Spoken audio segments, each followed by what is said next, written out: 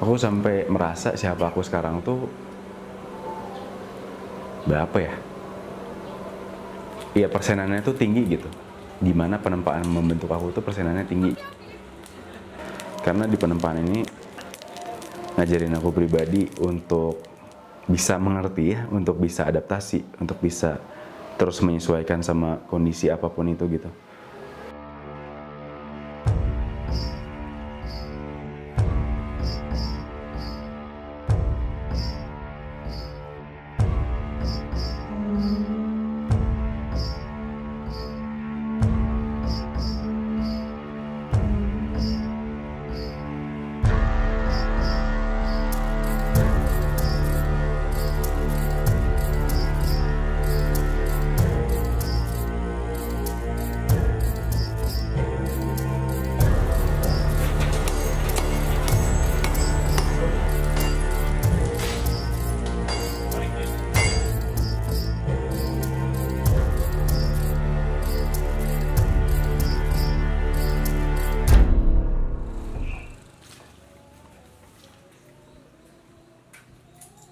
Pijarnya sendiri itu terbentuk di tahun 2012. Awalnya ceritanya dari dulu tuh Kang Ibnu sebagai founder, dia sering ngajak teman-teman di kampusnya kan, teman-teman TPB, teman-teman ya kakak kelas juga mungkin, untuk nempa bareng, berkegiatan bareng. Terus ada pertanyaan dari orang pas lagi di sebuah acara, ini ada komunitasnya kayak gitu. Akhirnya dibuatlah komunitas pijar gitu.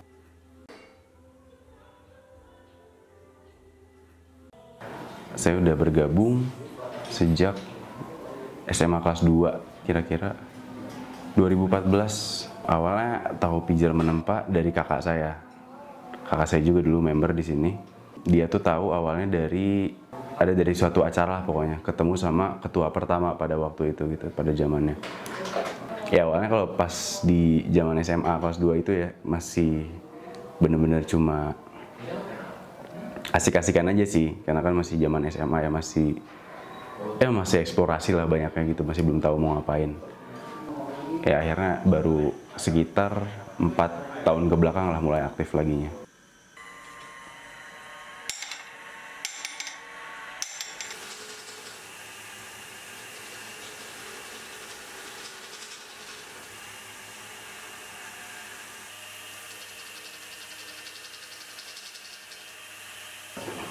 Nah, kalau secara material sih, terutama di dulu ya, itu pasti pakainya antara besi atau baja. Semuanya masuk ke spektrum ferro lah bisa dibilang.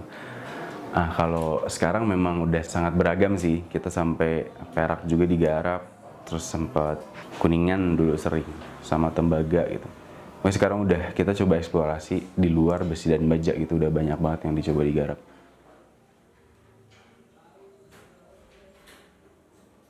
Secara kekaryaan sih, dulu sebenarnya nggak ada patokan sama sekali. Jadi bener-bener kita datang, kita mau bikin apa, bakal langsung di guide untuk membuat apa yang kita inginkan gitu. Cuma kalau sekarang kita udah ada semacam sebutlah kurikulum mungkinnya, modul gitu. Ada standar-standar tertentu, bentuk tertentu yang harus kita buat biar dapat standar tertentu lah. Terutama untuk masalah memori, untuk pemahaman pergerakan bahan dan lain-lain secara teknis terutama. Dan bahkan sekarang kan ada dari bahan pamor tuh.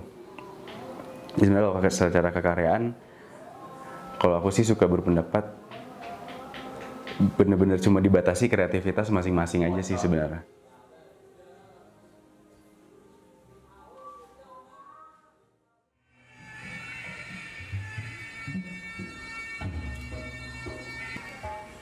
Senjata tradisional kenapa diangkat lagi di sini? Karena ada kepentingan atau kekhawatiran tertentu, terutama soal kebudayaan ya, soal identitas yang mungkin udah mulai pudar. Secara fungsi juga mungkin ada perbedaan. Terutama yang menarik untuk dikaji itu mungkin secara teknis juga menarik gitu, karena kan sekarang udah serba modern alat-alatnya gitu. Kalau dulu kan manual banget ya kayaknya, pakai kikir lah, pakai apa gitu. Tapi kenapa bisa, misalnya soalnya dikeris gitu, bisa sepresisi itu gitu? Kenapa bisa detailnya sedetail itu gitu? Dan itu sebenarnya opsional ya pada akhirnya. Nggak semua member tuh harus bikin senjata tradisional atau apapun itu, lebih ke preferensi sih. Cuma mungkin bisa dibilang jadi standar tertentu ya untuk seorang pandai besi bisa membuat keris gitu. Bisa dibilang parameter yang cukup tinggi lah gitu. Nah kalau seni tempat tradisional sekarang sih mungkin bisa dibilang kebagi dua ya kalau di perspektifku. Jadi ada yang memang seniman, ada yang di dalamnya memang sebagai pandai besi aja gitu. Ada yang menganggap karya-karyanya itu sebagai karya seni, ada yang menganggap ini sebagai produk aja gitu. Lalu kalau Pijar sendiri, baik lagi karena Kak Ibnu awalnya belajar dari menempa keris, dan terutama kan sebenarnya referensi Kak Ibnu sendiri tuh banyak dari Eropa ya, terutama ya dari bangsa Celt dan bangsa Viking gitu. Referensi visualnya, referensi garapannya dan lain-lain. Jadi mungkin yang kita adopsi dari seni tradisional tuh mungkin beberapa teknik kayak untuk pembuatan pamornya sih.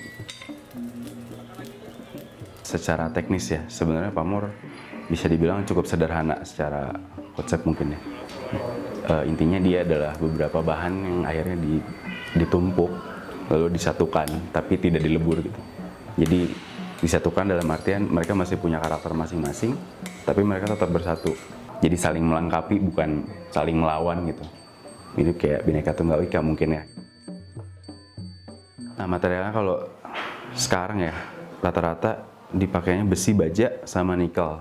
Lalu secara teknis outputnya sama batasannya hanya kreativitas kita doang gitu sebenarnya. Cuma kalau kita masukin faktor lain, terutama spiritual ya, di pengalaman saya pribadi sih banyak sih memang tahap-tahap yang harus dilalui ya. Biasanya ada upacaranya gitu. Kita harus tahu betul si apapun yang akan kita buat ini dengan material pamor tuh akan dijadikan apa gitu. Nah di situ juga ada penyesuaian gitu.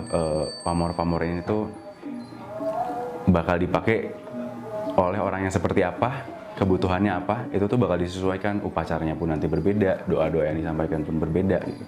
Karena ada harapan tertentu, ada keinginan bahwa perkakas yang kita buat atau perhiasan apapun itu akan membawa kita ke kebaikan, akan bermanfaat dengan baik gitu, tidak dipakai untuk hal-hal yang buruk lah.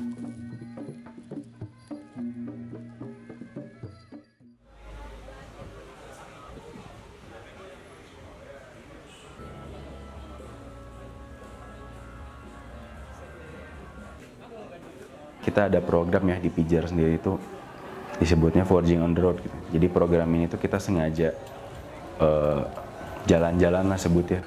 Selalu kita dokumentasikan dengan baik lah, kita bungkus dengan cantik gitu, biar menarik sih sebenarnya, biar keren gitu. Karena memang kita ngejarnya keren dulu gitu, biar orang-orang ini mau lihat dan akhirnya ingin paham gitu. Sebenarnya apa sih yang kita lakuin gitu, kenapa kita melakukan itu gitu. Jadi kita gimana caranya bikin si produk-produk itu tuh secantik mungkin sambil kita sisipkan si kenusantaraan tadi.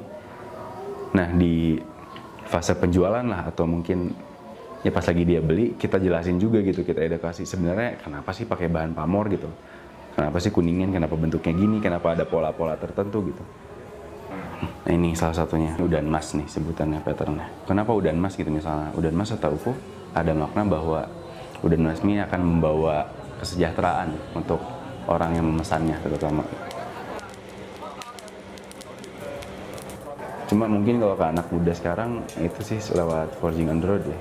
Kita pakai semua media sosial yang bisa kita gunakan ya untuk mencoba terus cari-cari ini aja sih, member dan terus mengedukasi.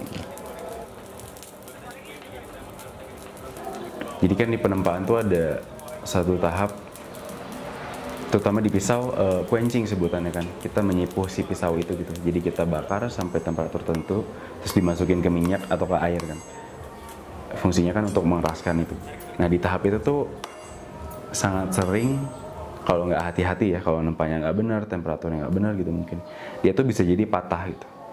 Kita harus paham gitu gimana sih ini si bahan bakar bergerak gitu.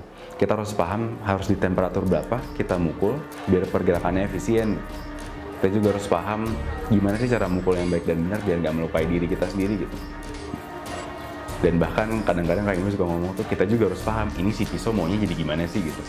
Nah jadi akhirnya semua pemahaman itu aku implementasikan ke keseharian juga gitu. Dimana aku harus mengerti ke orang lain gitu, oh dia sifatnya misalnya keras, berarti mungkin harus aku melembut kah, atau mungkin harus aku bakar dia gitu, biar akhirnya aku bisa match lah gitu minimal ya sama dia, ngobrolnya enak lah, atau pada akhirnya bisa mencapai suatu persetujuan gitu ya, capaian bareng gitu mungkin.